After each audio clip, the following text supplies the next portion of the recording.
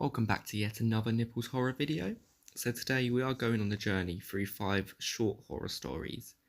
All links to these stories are going to be in the description, and please don't forget to like and subscribe to see more videos like this. And all of the stories I've chosen today do come with a twist, so I hope you all enjoy. Insomnia struck Sarah once again. It had been a rough week. She'd suffered with the condition since she was a teenager, and had become increasingly worse after meeting her husband, Greg. He was fine in the beginning, but the day of their honeymoon he finally started to show his true colours, and with no other family and a timid personality, Sarah was more trapped than ever before. Having insomnia is like being on a different planet. No, a different plane of existence. A constant stream of inner chatter and a strange understanding of consciousness. It's like you're here, but you're not. A tiny sprinkle of noise from the floor below made her eyes widen and stopped her lungs mid-breath. "Greg," she whispered. "Greg. Ugh. Greg."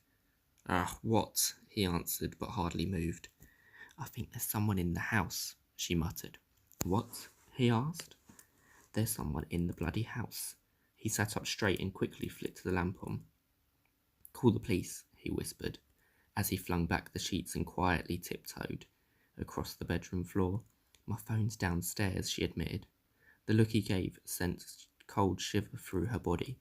It was the same hard stare he had always gave her when he thinks she's done something dumb, and was normally followed with some sort of violence.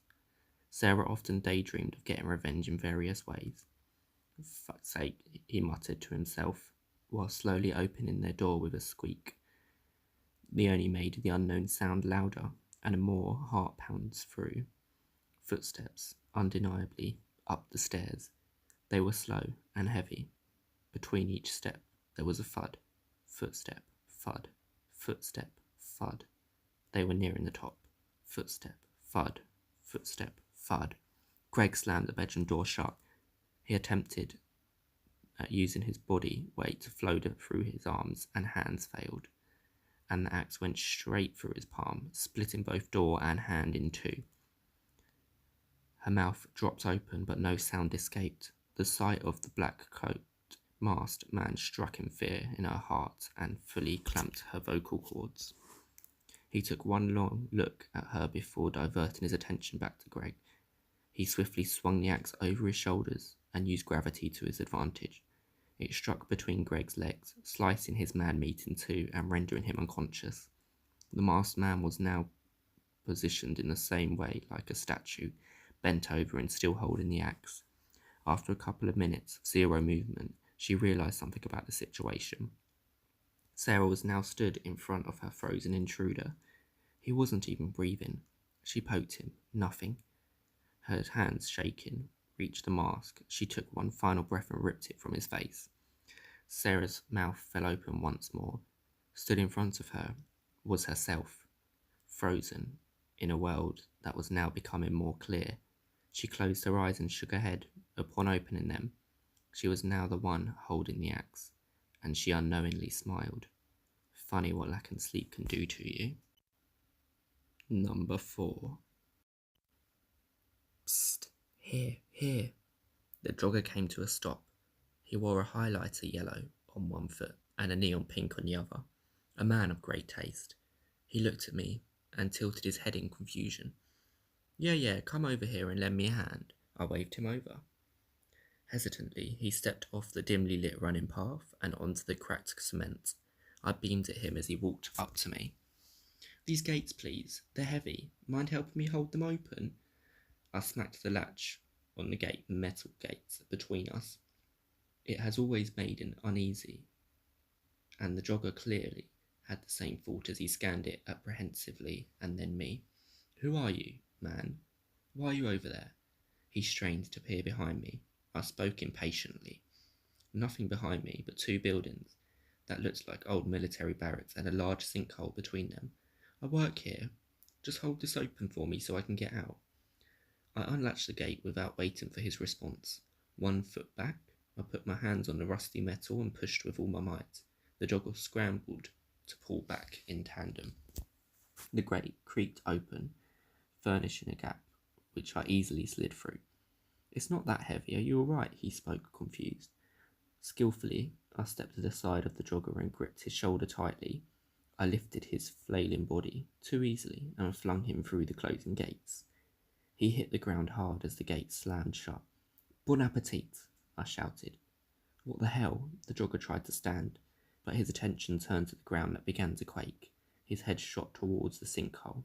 Behind him, that began to expand, and within seconds his stunned body was in a freefall, swallowed by its depths. The ground shook and churned. I pulled the gate open and returned to the place behind it. By the time I rested my hands on the gate and put on my best oblivious face, I felt my hunger relieved already, and the wait begins again. Number 3. There was a boy named Jack. Jack was a young and cheerful boy. He was everything to his parents, and they loved him dearly. One day, Jack was all alone in his house. His parents had gone out, and he was bored. He decided to do something fun, but as 2 hours passed by, he became more bored, and suddenly there was a loud knock at the door. But as he ran towards the door, thinking it was his parents, he heard raspy voices from behind the door. Then came again another knock, but this time the knock was harder. He looked through the peephole, and what he saw sent chills down his spine. There was no one. As he slowly backed away from the door, then came another knock, and it looked as if someone wanted to barge in. He ran to his room scared, and then came the loud thud. The thud of footsteps, slow and creaking with heavy thuds, came the unknown person up the stairs. Jack was horrified. Was he going to be kidnapped? Was he going to be killed? Thinking nothing, he went in his closet and held his hand over his mouth. Jack's room soon filled with the intruder. The intruder seemingly walking here and there, indicated by the sound. As minutes passed, he saw the figure was at the closet door. As it opened, came a wave of relief. It was his father. His father soon said there was something trying to barge in. His father came and scared the intruder away. Jack was scared. He hugged his father tight. However, he asked something that shouldn't have been asked. "Where's Mummy?" His father stared at him with dead eyes and slowly gave a terrifying grin. "Don't worry, you'll see her soon." Number 2. There was a knock at the door. Rosemary wipes away the tears, but cannot take control of her voice enough to stop it from shaking when she says, "Come in." The door opens to darkness. She hears the sound of something scraping on the hardwood floor. "Mama?" she calls. Nobody answers. After a moment, she gets up from the foot of her bed and pads across the room to where her door remains propped open. She peers out in the hallway, sees a plate with a fork and a slice of chocolate cake on the floor before her. Another tear trickles down her cheek, but this time she's smiling. She carries it back into the bedroom with her and reflects on the day. It was her birthday after all. She turned 7. Her mum hired a clown, decorated the house in baby blue and white, Rosemary's favourite colour, but nobody showed, not even the clown. And Rosemary had a piece of cake with her mum, and then she went to cry in her room. She did not want to open her presents without her friends even there. She eats the second slice of cake and, feeling a little better, goes to thank Mum, but Mum's not there. Instead, she hears a voice. It's dark inside the house, the curtains drawn. She hears him before she sees him. He says to her in a funny voice, "Happy birthday, Rosemary. Sorry I'm late." And there, standing in the kitchen, is the featureless shape of a figure with a halo of frizzy hair around its head. The figure takes a step closer, and she sees he is holding something round his hands, like a misshapen balloon. The dim light from the window reveals a yellow smile, as the painted intruder takes a third step forward and allows the shape of his hands to drop to the floor with a heavy, bloody thud. And by that the door was locked, but I figured I'd let myself in, he said.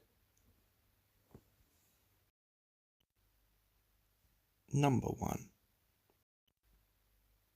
You don't have to do this, she screams, tugging the restraints around her wrist from umpteenth time.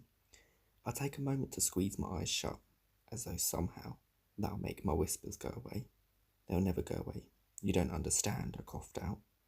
Then tell me. Help me understand. Help me help you. At least she'll finally stop calling me names. Honestly, she wasn't very creative. Mostly F-bombs, mixed with pig or monster. I suppose the side of the brain eyes during these sort of circumstances. No, I shout, flinging the axe in my hand at the furthest wall. It doesn't land neatly like I hoped, just bounces off the wall to the floor with a series of thud. I'll have to practice a bit more. It's not pretty, but it's enough to get my tears to flow. She notices this immediately, desperate to latch on to something human in me. There's no blood in your hands yet. You can still walk away. Just like that, I throw a chair to the floor and pause a moment after, basking in the silence for the first time all night. My eyes slowly meander across to meet hers, swollen and red. She swallows hard, trying to control her breathing and remain calm. It almost seems motherly when she finally speaks. Whatever's inside you, I get it. I've hit rock bottom before. It seems like there's nothing you can do. The world's against you. But there's always a way to climb back up. It's alright to ask for help sometimes. You're not alone. The wave of cliches hit me a little harder than I expected in the moment. I'm not, I ask simply. The whispers certainly say otherwise. She shakes her head. Of course not. I know a place not too far actually. They can help you. We can go together. I move to the table she lies on, leaning over her head to watch an upside-down smile from upon her lips. It'll be okay, she cries happily, hopefully.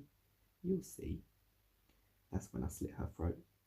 I watched patiently as the light quickly faded from her eyes, releasing months of stress from my shoulders. Minutes go by before I back away from the table, searching for the chair I tossed. I feel a twinge of regret about the conversation, though my acting has clearly gotten better. I wonder if, in her final moments, she saw through my facade. I don't exactly ask her now, can I? Maybe I should have told her she wasn't the first. Far from it, really. From the moment I saw her, I knew I'd kill her. Even the whispers didn't have to tell me that. Maybe I should have prevented her from having the hope that she'd at least leave my table alive. But then, what's the fun in that? And that brings us to the end of our 5th story. I hope you enjoyed this today, and remember again to like the video, thumbs up, and hit that notification button so you know when I've uploaded. And I hope you all enjoyed this video. I'll see you all again next week.